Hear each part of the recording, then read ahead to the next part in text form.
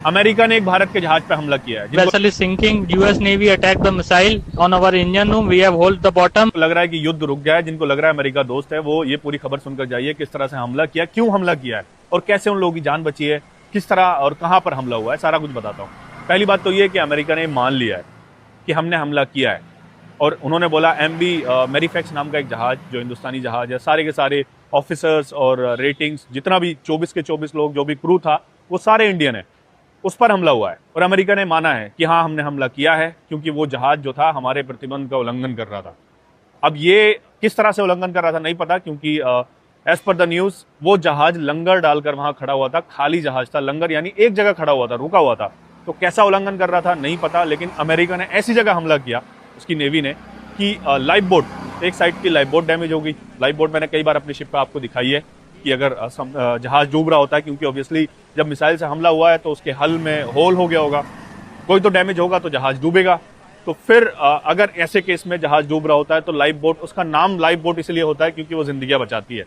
तो एक साइड की लाइफ बोट ही डैमेज हो गई, दूसरी साइड की लाइफ बोट रोप डैमेज हो गई, तो कोई भी साइड की लाइफ बोट को लोअर नहीं कर सकता था क्रू। SOS सिग्नल उन्होंने भेजा। SOS सिग्नल होता है एक इमरजेंसी में, जो ये एक डाउट रहता है ना लोगों का कि अगर जहाज डूब रहा होता है, लाइफ बोट भी नहीं उतारोगे तो कैसे आप लोगों की जान बचती है, तो वो आंसर भी इस वीडियो में आपका है। उन्होंने SOS सिग्नल भेज दिया। SOS सिग्नल का मतलब ये होता है कि आई नीड अर्जेंट हेल्प, हमें अर्जेंट हेल्प चाहिए। सिग्नल भेज दिया गया। पास की नेवी, ओमान नेवी और एयरफोर्स ने मिलकर हेलीकॉप्टर लिफ्ट किया उन लोगों को।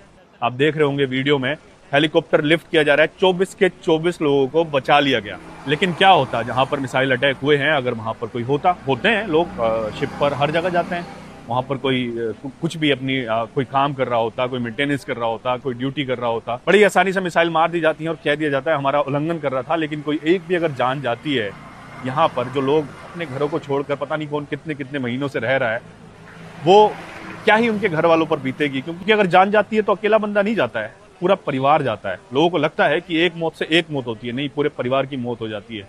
जो उसके घर वाले उसका इंतजार कर रहे होते हैं और वो खुद जो घर जाने का इंतजार कर रहा होता है। ये क्या है, दुनिया को क्या चाहिए, कुछ समझ नहीं आ रहा।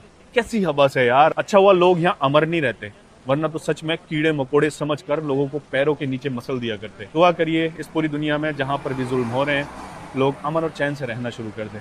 अगर प्यार मोहब्बत से लोग रहेंगे तो शायद लोगों के दिलों में जिंदा रहेंगे जाने के बाद, वरना तो लोग ऐसे ही याद करेंगे कि जालिम था, कोई जुल्म करके चला गया।